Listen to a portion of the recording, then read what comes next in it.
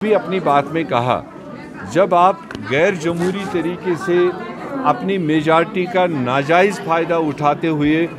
लोगों का गला घोंटने का काम करोगे, वो चाहे किसान लाज की बात थी, जिस तरह से उन्होंने पिछले 14-15 महीने 700 लोगों की शहादत दी और टस से मस नहीं हुए, चाहे हुकूमत ने जितने भी तंबे उन पर दिए, जितने भी इल्ज़ामात दिए, मगर उन किसानों ने डट के मुकाबला किया इस छप्पनी छाती का। और आज अल्टीमेटली किसानों की जीत हुई, आज हिंदुस्तान की जीत हुई, जब नरेंद्र मोदी ने आज ऐलान कर दिया कि मैं तीनों कानून वापस ले लूँगा। मगर किसानों की डिमांड जो है वो जायज़ डिमांड है कि जब तक ये पार्लियामेंट में पास नहीं होंगे और उसमें एमएसपी भी हमारा गारंटी नहीं हो, तब तक हम ये हड़ताल ख़त्म नहीं करेंगे। और कांग्रेस पार्टी ने पहले दिन से किसानों के इस मसले का समर्थन दिया,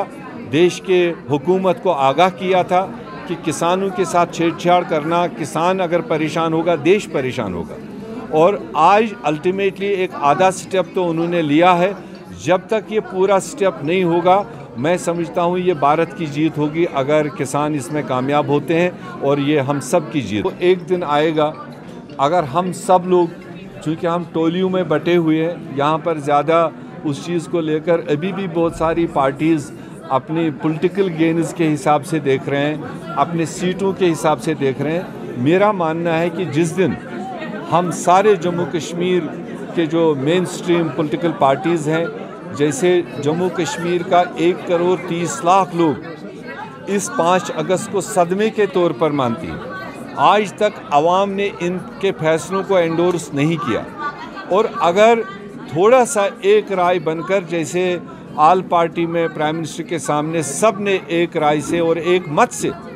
कुछ चीज़ों को वहाँ उठाया था, आज भी ज़रूरत है पॉलिटिकल पार्टीज़ पहले इस रियासत के उस वकार के लिए सामने आ जाएं। बात की बात है वो किसको सीटें देगा किसको नहीं देगा, मगर फ़िलहाल एक दिन ऐसे ही आएगा जैसे मोदी ने आज